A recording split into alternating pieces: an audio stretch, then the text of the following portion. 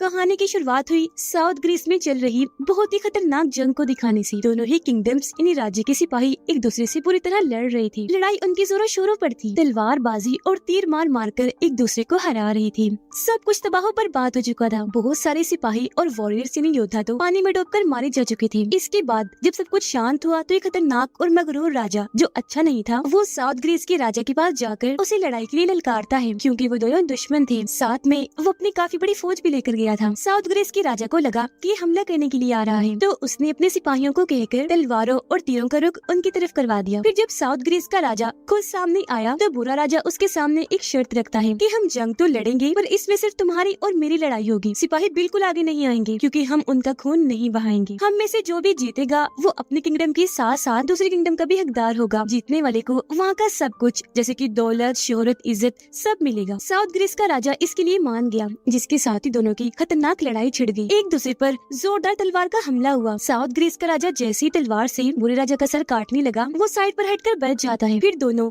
तलवारों से लड़ते रहे। बुरे राजा ने भी उस पर वार करके सर काटना चाहा, लेकिन वो भी घूमकर साइड में हो गया। यानी दोनों ही एक दूसरे को बराबर की टक्कर दे रहे थे। लेकिन एक वक्त ऐसा आया जब बुरा राजा उस पर भारी पड़ना शुरू हो गया। वो उस पर जोरदार वार कर रहा था, लेकिन जब साउथ ग्रीस का राजा उसके वार को रोकने में नाकाम रहा तो बुरे राजा ने मुक्का मारकर उसे पीछे कर दिया, जिससे वो और कमजोर हो गया, क्योंकि वार उसके सीने पर हुआ था। लेकिन बुरे राजा ने दोबारा लड़ने के लिए उसकी तरफ तलवार फेंकी। वो जैसी तलवार पकड़कर लड़ने के लिए उठा, फिर से बुरे राजा ने तलवार पर वार करके उसे रोक दिया। अब बुरा राजा इतने जोश में आ गया था कि तलवार वहीं जमीन में गाड़ कर हाथों से लड़ने लगा। लेकिन दूसरा राजा अभी भी तलवार से लड़ रहा था। बुरे राजा ने उसकी तलवार पकड़कर उस पर वार किया, फिर गर्दन से पकड़कर उसे हवा में कर दिया। इसके बाद जोर से जमीन पर पटक के मारा। राजा जब ढेर हुआ तो बुरे राजा ने उसके सर पर वार करके उसका हेलमेट ही अलग कर दिया। फिर हेलमेट को तलवार पे रख के हवा में लहरा दिया, जो जीतने की निशानी थी। और इस तरह उसने बुरी तरह साउथ ग्रीस के राजा को हरा दिया, जिससे उसके सिपाही तो बहुत खुश हुए, झूम उठे। लेकिन साउथ ग्रीस के लोगों के मुंह लटक गए और वो भी अब बुरे राजा को अपना राजा समझकर उसके सामने घुटने टेककर बैठ गई, अपने सर झुका लिए। जीतने के बाद जब बुरा राजा अपने महल आया तो उसकी वाइफ यानी रानी, जो बहुत अच्छी थी, उससे पूछने लगी कि तुमने साउथ ग्रीस के राजा पर हमला क्यों किया, जबकि उसने तो हमें कुछ कहा भी नहीं था, वो तो अच्छा था। जिस पर राजा जवाब देता है, मेरी जान,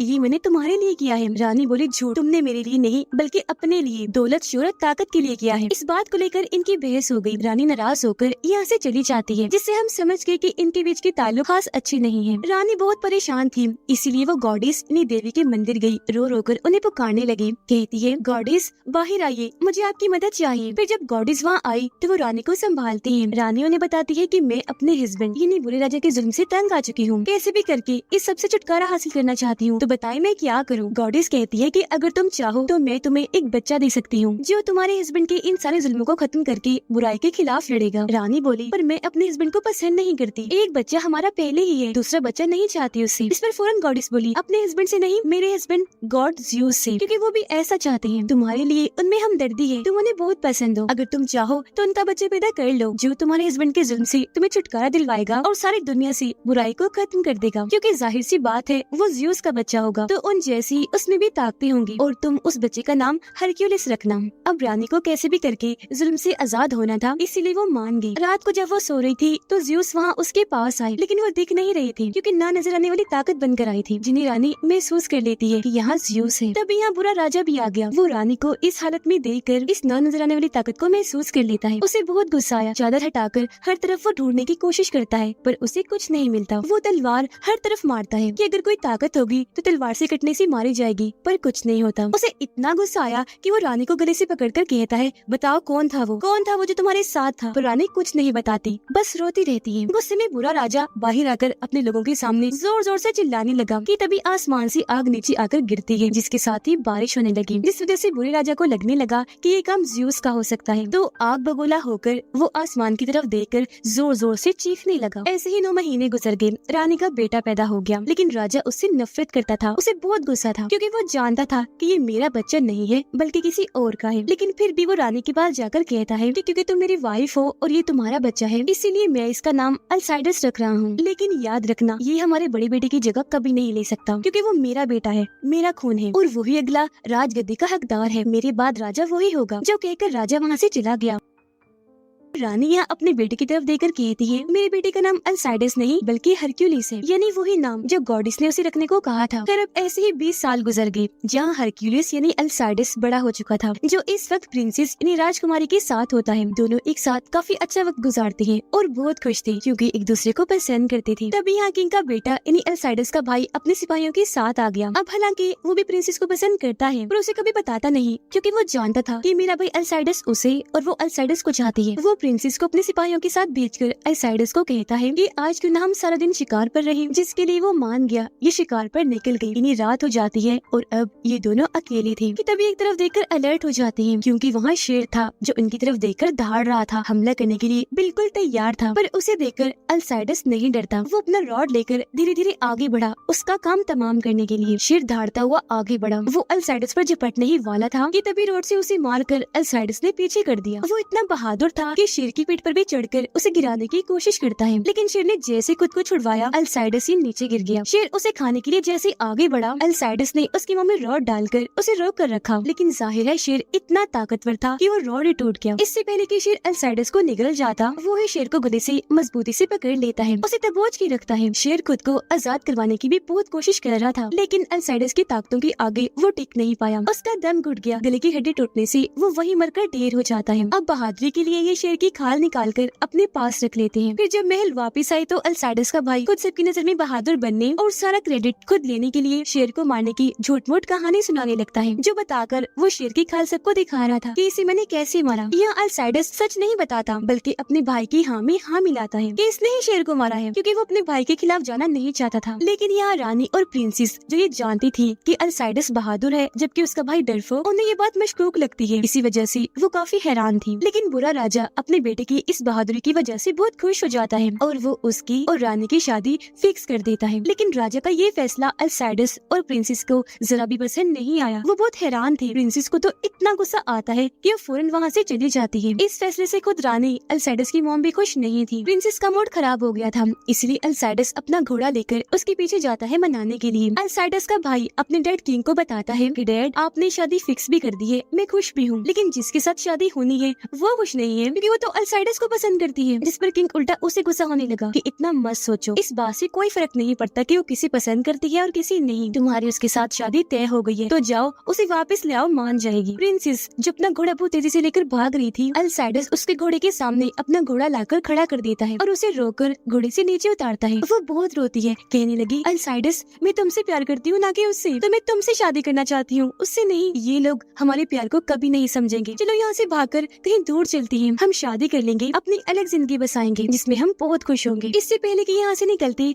अल्साइडस का भाई अपने सिपाहियों के साथ यहाँ आ जाता है, इनका पीछे करने लगा, जिसके बाद दोनों को पकड़ लिया जाता है। उसका भाई अल्साइडस को किंग के सामने ले आया। किंग उसे कहता है अल्साइडस मैं जानता हूँ तुम मेरे इस फैसले से खुश नहीं हो, लेकिन तुम्हें मेरा ये हुक्म मानना ही है। वो बोला नहीं, मैं रानी से प्यार करता हूँ और वो मुझसे, तो मैं उसकी शादी किसी और के साथ होने नहीं दूंगा, बेशक वो मेरा भाई ही क्यों ना हो। लेकिन किंग कहता है कि नहीं, कल तुम इजिप्ट मिस्र जा रही हो कैप्टन के साथ, क्योंकि वहाँ जंग चल रही है। अब वो जगह इतनी खतरनाक थी कि वहाँ से कोई भी बचकर वापस नहीं आता, इसलिए किंग उसे वहाँ भेज रहा था ताकि वो मारा जाए, क्योंकि जाहिर है अल्साइडस उसका बेटा नहीं था तो किंग उससे नफरत करता था। अब हालांकि वो चाहता नहीं था, लेकिन क्योंकि किंग का हुक्म था तो उसे मानना ही पड़ता है। पर साथ में वो ये भी कहता है कि देखना ये जंग मैं ही जीत कर आऊंगा और पूरे चांद की रात को प्रिंसेस से शादी भी कर लूंगा, क्योंकि वो सिर्फ मेरी है। अब जाते जाते वो अपनी मॉम से मिला और यहाँ पहली बार उसे ये राज पता चलता है कि मैं किंग का नहीं बल्कि ज़्यूस का बेटा हूँ। यह रानी उसे रो रो के बताती है कि बेटा ऐसा होना मजबूरी था, तुम्हें इसलिए पैदा किया गया है ताकि तुम अपने सुतेले बाप किंग के जुल्म को खत्म करके बुराई का भी जड़ से खात्मा करो। और तुम्हारा नाम अल्साइडस नहीं हरक्यूलिस है। लेकिन क्योंकि वो जल्दी में था तो उनकी बात पर गौर किए बगैर ही इजिप्ट के लिए रवाना हो जाता है। काफी टाइम के बाद ही वहाँ पहुँची। पूरा ही इलाका रेगिस्तानी था, लेकिन वहाँ पर कैनिबल्स यानी आदमखोर लोग इन पर हमला कर देते हैं। इनके बीच खतरनाक जंग छिड़ गई, जिनमें कैनिबल ही भारी पड़ रहे थे और वो इनकी बहुत सारे लोगों को मार गिराते हैं और वहाँ जमीन पर उनकी लाशों का ढेर लग जाता है। बचे हुए लोग जब अंदर केव इन्हीं गार में गई तो वहाँ भी अचानक उन पर तीरों का हमला हो जाता है, लेकिन ये लोग अपने अपने शील्ड्स आगे करके जैसे तैसे खुद को बचाते हैं, जिसके बाद दोनों फौजें एक दूसरे के आमने सामने आकर जोरदार हमला कर देती हैं। अपने अपने रॉड से और तलवारों से ये एक दूसरे को मार गिरा रही थी। इसमें अल्साइडस की फौज कमजोर पड़ती नजर आ रही थी। देखते ही देखते उनके सभी सिपाही मारे गए सिवाय अल्साइडस और उसके खास आदमी के। वो बड़ी बहादुरी से बाकी फौज से लड़कर उनका मुकाबला करते हैं। अब दूसरी फौज का एक लीडर भी था जो अपने एक आदमी से पूछता है कि इन सब में अल्साइडस कौन था, यह कौन है, जिंदा है कि मर गया। इस पर वो आदमी बताता है कि अल्साइडस तो मर गया। जो सुनकर लीडर नकली अल्साइडस का हेलमेट लेकर किंग इन्हीं अल्साइडस के डैड को बेचता है कि देखो हमने वादा पूरा कर दिया अल्साइडस को मार कर, जिसका मतलब कि ये सारी चाल किंग की थी उसे मरवाने के लिए। अब लीडर दोनों को कहता है कि मैं जानता हूँ तुम बहुत अच्छे वॉरियर्स योद्धा हो, मैंने तुम्हें भी मारना था, अपनी बहादुरी से तुम बच गए। अब अगर तुम जीना चाहते हो तो मैं तुम्हें नई जिंदगी दे सकता हूँ, तुम्हें छोड़कर तुम्हें हमारा गुलाम बन के रहना होगा। मगर मैं ये भी जानता हूँ कि तुम गुलाम बनना कभी पसंद नहीं करोगे, उससे बेहतर तुम वॉरियर के ऐसे से मरना पसंद करोगे। तो लो मैं तुम्हें मारने लगा हूँ। अब इससे पहले वो अल्साइडस के साथी को मारता, अल्साइडस उसे रोककर कहता है कि रुक जाओ, हम जीना चाहते हैं लेकिन तुम्हारे गुलाम बन के नहीं, तुम ऐसा करो हमें बेच दो, हमें भी नई जिंदगी मिल जाएगी और तुम्हें पैसा। लीडर हैरत से पूछता है कि तुम्हारा नाम क्या है और तुम कौन हो। इस पर वो जवाब देता है कि मेरा नाम हरक्यूलिस है। लीडर गुस्से में मुक्का मारकर उसे बेहोश कर देता है। महल में अल्साइडस की मौत की खबर फैल जाती है। इस वजह से वह शोक का माहौल था, खास तौर पर रानी और प्रिंसेस के लिए। वो बहुत रोती है लेकिन चाहकर भी कुछ नहीं कर सकती थी। उधर लीडर अल्साइडस और उसके साथी को बेच देता है। यहाँ उसके साथी को भी पता चल गया था कि किंग ने जानबूझकर हमें मरवाने के लिए यहाँ भेजा है, पर उसे ये बात समझ नहीं आ रही थी कि वो अपने ही बेटे अल्साइडस को मरवाना क्यों चाहेगा। इसीलिए अल्साइडस से पूछता है कि आपने कहा मैं हरक्यूलिस हूँ जबकि आपका नाम तो अल्साइडस है, तो ये किसका नाम लेकर आपने खुद को बताया। इस पर वो जवाब देता है कि मैं खुद नहीं जानता इस बारे में, ये नाम मैंने अपनी मोम रानी से सुना था। हरक्यूलिस इसलिए बता दिया ताकि मेरे डैड किंग को लगे कि मैं मर गया हूँ, फिर यहाँ से आजाद होकर मैं वापस महल जाऊंगा और प्रिंसेस जो मेरी मोहब्बत है उससे शादी कर लूंगा। वो साथी कहता है जनाब ये काम जितना कहने में आसान है उतना ही मुश्किल है, क्योंकि आपने तो सिर्फ महल की दुनिया देखी है जबकि मैं बाहर की खतरनाक दुनिया से वाकिफ हूँ। हम यहाँ से निकलकर वापस कभी नहीं जा सकते। जिस पर वो उसे हौसला देता है कि घबराओ नहीं, बस मुझ पर भरोसा रखो, हम महल लाजमी जाएंगे। अब क्योंकि दोनों गुलाम थे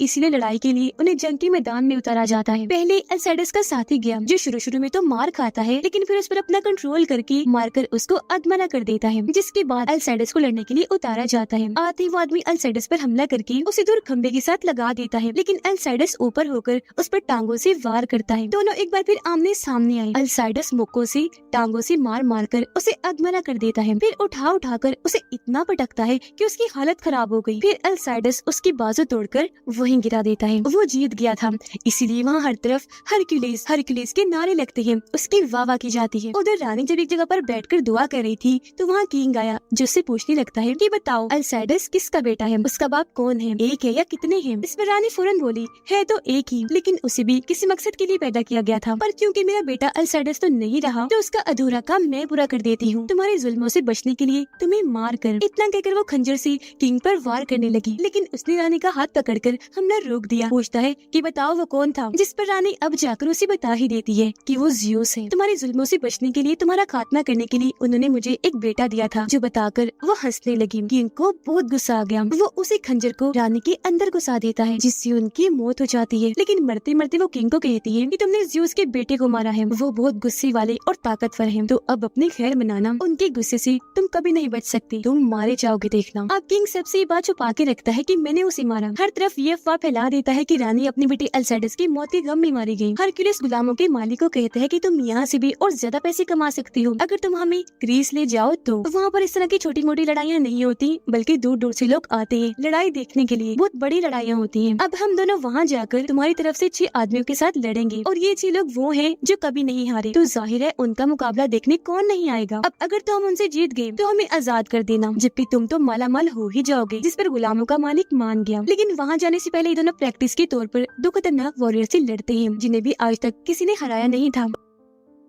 पर क्योंकि हरक्यूलिस और उसका साथी भी बेहतरीन वॉरियर्स थे, किसी से कम नहीं थे, तो ये भी उनका डटकर मुकाबला करते हैं। यहाँ उनकी खतरनाक लड़ाई छिड़ गई। पहले अल्साइडस लड़ने के लिए आया, लेकिन वॉरियर उसे दूर फेंक देता है। उसका साथी आगे बढ़ा, अपने रॉड से उसके मुंह पर वार करता है, जबकि अल्साइडस भी तब तक उठकर उसे खूब मारा था। वो उसे 2 पहाड़ों के बीच फंसा देता है। लेकिन जब अल्साइडस ने देखा कि मेरे दोस्त की जान को खतरा है, तो फौरन वहाँ जाकर अगला वार होने से पहले ही उसे बचा लेता है, जिसके बाद दोनों दोबारा से उन वॉरियर से लड़ते हुए आखिरकार उन्हें हरा देते हैं। लेकिन इस सब में हरक्यूलिस का साथी बहुत जख्मी हो गया था। उसकी हालत देखकर गुलामों का मालिक कहता है ये तो चल भी नहीं सकता, वहाँ लड़ाई क्या करेगा। इस पर हरक्यूलिस का कहना था कि फिक्र ही ना करो, मैं अकेला ही उनसे लड़ूंगा, जिसके लिए मालिक मान गया। जिसके बाद ये लोग हरक्यूलिस के साथ ग्रीस आ जाते हैं। यह उनकी किंगडम का खास आदमी कैप्टन भी था। उसे चुपके से पकड़कर हरक्यूलिस अपने और अपने दोस्त के बारे में बता देता है कि हम जिंदा हैं, जो सुनकर कैप्टन बहुत खुश हो गया। जिसके बाद हरक्यूलिस को जंग के मैदान में उतारा जाता है उन 6 लोगों से लड़ने के लिए, जहाँ वो बड़े आराम से एक हीरो की तरह एंट्री लेता है। फिर दौड़कर उनकी तरफ बढ़ने लगा। हालांकि वो तलवार और रॉड से उसका रास्ता रोकने की कोशिश करने लगी, लेकिन पहले वो एक पर तलवार से वार करके उसे दूर मारता है, फिर उछलकर दूसरे पर बैठकर उसके सीने में तलवार घुसा देता है। एक जैसे उसे रोकने आया, हरक्यूलिस ने उसे पकड़कर हवा में लहराकर जोर से जमीन पर पटक कर मारा। गिरते गिरते वो आदमी दोनों साथियों पर जाके लगा, जिससे वो भी गिर जाते हैं। अब दोनों ने मिलकर एक साथ फिर से उस पर हमला करना चाहा, लेकिन हरक्यूलिस अपने शील्ड और तलवार से बचते हुए एक के अंदर अपनी तलवार घुसाकर उसे मार देता है। फिर आखिरकार बचे दोनों को भी वो मार गिराता है, एक को हवा में उठाकर जबकि दूसरे पर अपने शील्ड से हमला करके। और इस तरह से उसने अकेले ही इन 6 पर भारी पड़ के इस जंग को जीत लिया। जीत की खुशी में अपना रॉड वो हवा में लहरा देता है। लड़ाई खत्म होने के बाद कैप्टन और हरक्यूलिस के साथी उससे मिलने आए। कैप्टन उसे बताता है कि बड़े अफसोस के साथ कहना पड़ रहा है कि आपकी मोम रानी को राजा ने मार दिया है। फिर एक खंजर दिखाते हुए बताता है कि ये मैंने आपके लिए रखा था, जो आपकी मोम के सीने से निकाला है, क्योंकि वहीं पर किंग ने वार किया था। ये सुनकर हरक्यूलिस बहुत टूट गया, दुखी होकर अपनी गर्दन झुका लेता है। फिर खुद को संभालते हुए कहता है कि अब इस बारे में प्रिंसेस को मत बताना कि मैं जिंदा हूँ, वरना वो ये खबर सबको बता देगी। खुशी की वजह से बात उसके पेट में नहीं रहेगी। किंग के लोग ग्रीस के गाँव पर हमला कर देते हैं। वहाँ लोगों को उनके घरों से बाहर निकाल कर मार मार कर उनसे पैसे वसूल करते हैं। लेकिन तभी यहाँ हीरो हरक्यूलिस आ गया, जो सब सिपाहियों पर हमला करते करते उनके खूब धुलाई करता है। जो भी वार करने के लिए आगे आ रहा था वो उठा कर पटक कर उन्हें दूर मारा था, जो देखकर बाकी सिपाही वहाँ से भाग गए। अब उसे इतना बहादुर पाकर गाँव वाले पहचान लेते हैं कि ये कौन है। कहते हैं you are Hercules son of Zeus god, तो तुम भी एक गॉड हुई। इस पर वो कहता है कि नहीं, मैं गॉड नहीं, आम सा इंसान हूँ। जिसके बाद वो किंग के पास मैसेज भेजता है कि अगली बार इस तरह की हरकत मत करना, कमजोरों पर जुल्म करने की। अब किंग को पता चलता है कि मेरा सिपाही यानी अल्साइडस का साथी जिंदा है, लेकिन उसके साथ एक हरक्यूलिस नाम का आदमी है। तो वो उन दोनों को पकड़ने का हुक्म देता है, पर वो ये नहीं जानता था कि वो हरक्यूलिस और कोई नहीं बल्कि उसका सुतीला बेटा अल्साइडस है। उसका साथी हरक्यूलिस को एक बूढ़ी औरत के पास लेकर गया, जो और कोई नहीं बल्कि गॉडेस है। वो उसे कहती है कि अगर तुम चाहो तो प्रिंसेस से शादी करके अपनी जिंदगी गुजार सकते हो, लेकिन हकीकत तो ये है कि तुम्हारी जिंदगी का मकसद कुछ और है, जो तुम्हें तुम्हारी मोहब्बत से बहुत दूर लेकर चला जाएगा। लेकिन हाँ, तुम अपने डैड ज़्यूस पर भरोसा रखो, वो तुम्हें ताकतें देंगे जिससे तुम उस किंग का खात्मा कर देना। इस पर गुस्से में हरक्यूलिस बोला कि जब सारे लोगों को मारा जा रहा था, जब मेरी मोम को मारा गया, तब मेरे डैड ज़्यूस कहाँ थे? तब उनको होश नहीं थी, वो नहीं बचा सकते थे उन सबको। गॉडेस बोली वो हमेशा तुम्हारे साथ हैं, बस तुम्हें उन पर भरोसा करने की जरूरत है, ताकतें वो तुम्हें खुद ही दे देंगे। उधर अल्साइडस का भाई प्रिंसेस पर दबाव डालता है कि मान जाओ, शादी कर लो मुझसे। इस पर वो कहती है कि कभी सोचना भी मत, मुझे तुम बिल्कुल भी पसंद नहीं हो, मैं मरना पसंद करूंगी, तुमसे शादी करने से बेहतर। जिसके बाद प्रिंसेस वहाँ से जाकर छत से कूदकर अपनी जान लेने की भी कोशिश करती है, लेकिन तभी कैप्टन वहाँ आकर उसे बचा लेता है और अब उसे बता ही देता है कि अल्साइडस जिंदा है और जो हरक्यूलिस है वो भी अल्साइडस है। और फिर अगले ही दिन दोनों फिर से एक दूसरे के आमने सामने आ जाते हैं, क्योंकि काफी टाइम के बाद मिले थे तो बहुत खुश होने के साथ साथ जज्बाती हो गई थी, उनकी आंखें भर आई थी, इसलिए गले से लग जाते हैं। किंग अगले दिन कैनिबल्स के लीडर को वहाँ बुलाकर पूछता है कि मेरे किंगडम का वो साथी जिंदा कैसे रह गया और उसके साथ ये हरक्यूलिस कौन है। कैसे भी करके मुझे दोनों लोग चाहिए, ढूंढो इनको। काफी ढूंढने के बाद आखिरकार हरक्यूलिस को ढूंढ लिया जाता है। उसका भाई खुद आता है हरक्यूलिस को पकड़ने के लिए, लेकिन वो ये देखकर काफी हैरान रह गया कि मेरा भाई ही हरक्यूलिस है। जिसके बाद उस पर हमला करने के बाद बंदी बनाकर उसे अपने साथ ले जाते हैं और उसे सबके सामने भारी पत्थरों से मजबूत जंजीरों के साथ बांध दिया जाता है। फिर उस पर बहुत जुल्म किए जा रहे थे, घोड़े से उसे मारा जा रहा था। अब किंग उसे घूरकर सब लोगों को बताता है कि देखो, ये ज़्यूस का बेटा है हरक्यूलिस, जो खुद बंधा हुआ है, मार खा रहा है, अपनी जान बचा नहीं सकता, तुम लोगों की खाक बचाएगा। ये कहकर वो उसे और मरवाता है। फिर कैप्टन को भी मरवा देता है, क्योंकि वो हरक्यूलिस का साथी था। और अब किंग जैसे उसकी दूसरी साथी को मरवाने वाला होता है, हरक्यूलिस आसमान की तरफ देखकर अपने डैड का नाम लेता है, ज़्यूस, मुझे आप पर भरोसा है। उसका ये कहना ही था कि हरक्यूलिस के अंदर अलग ही ताकत आ गई, जबकि बादल भी गरजने लगे। हरक्यूलिस इतना मजबूत हो गया कि जोर लगाकर वो अपनी जंजीरों को ही तोड़ लेता है, लेकिन जंजीरों के साथ 2 भारी पत्थर भी टूट गए। अब उसका ये रूप देखकर सब दंग रह गए। किंग उसे मारने का हुक्म देता है, लेकिन जो कोई भी आगे आ रहा था वो उन पर पत्थरों से हमला करता जा रहा था। बाकी लोग डरकर वहाँ से भाग गए, जिससे वहाँ अफरा तफरी मच जाती है। जंजीरों को घुमा घुमा कर वो पत्थरों से सभी सिपाहियों को मारता जा रहा था। ऐसे उसने बहुत सारे लोगों को उठा कर पटक कर मार दिया, जिसका फायदा उठाकर किंग अपने बाकी लोगों को लेकर वहाँ से भाग गया। हरक्यूलिस अपने बाकी साथियों को लेकर किंग से लड़ने के लिए निकल जाता है। और ये वही पूरे चांद की रात थी जब प्रिंसेस की शादी उसके भाई से होने वाली थी, लेकिन अभी वो इनकार कर रही थी। अब हरक्यूलिस किले के सिपाहियों के पास आया, कहता है अब तुम्हें सही और गलत का फैसला करना है, तुम्हें किंग या मुझ में से किसी एक को चुनना है। वो जालिम मतलबी किंग है, जबकि मैं अब सबका प्रोटेक्टर, ख्याल रखने वाला, सबको बचाने वाला। जिस पर अब जाहिर है वो सिपाही हरक्यूलिस का ही साथ देते हैं, उसी के लिए नारे लगाते हैं। और अब हरक्यूलिस इन सबको लेकर किंग के महल में गया। किंग और उसके बेटे को लेने के लिए चैलेंज करता है। किंग बाहर आया, कहता है कि मेरा बेटा तो प्रिंसेस तुम्हारी मोहब्बत से शादी करने के लिए गया हुआ है, तो लड़ाई के लिए सिर्फ मैं आया हूँ। जो कहकर वो छोटी सी मशाल फेंकवाकर हरक्यूलिस और उसके सिपाहियों के चारों तरफ आग लगवा देता है और फिर अपने सिपाहियों को हरक्यूलिस के सिपाहियों पर हमला करने के लिए कहता है। लेकिन हरक्यूलिस उसे रोककर कहता है स्टॉप, रुक जाओ, ये जंग तो तुम्हारी और मेरी है ना? तो बस तुम्हें और मुझे ही लड़ना चाहिए और हम में से जो भी जीतेगा वो इस किंगडम का राजा होगा और फिर सब कुछ उसे ही मिलेगा, ये महल भी, सारे सिपाही भी। इस पर किंग कहता है कि नहीं हरक्यूलिस बेटा, मैं तुमसे कैसे लड़ सकता हूँ, तुम तो मेरे बेटे हो। इस पर वो जवाब देता है कि नहीं, मैं तुम्हारा बेटा नहीं हूँ, मैं तो उसका बेटा हूँ जो पूरी दुनिया पर राज करता है, ज़्यूस का बेटा हूँ हरक्यूलिस। जिसके साथ ही दोनों फौजी आमने सामने आकर एक दूसरे से लड़ने लगती हैं, जो देखकर हरक्यूलिस अपनी तलवार ऊपर आसमान की तरफ उठाता है, जिससे आसमान में कड़कने वाली सारी बिजली उसकी तलवार में आ गई। ये ताकत हासिल करती वो बिजली को वहाँ चारों तरफ लहरा देता है। किंग के सिपाही जैसे बिजली की लपेट में आए, सबकी मौत हो जाती है, क्योंकि ये झटके बहुत ही खतरनाक थे। और ऐसे उसने सभी सिपाहियों को मार गिराया। जिसके बाद अंदर जाकर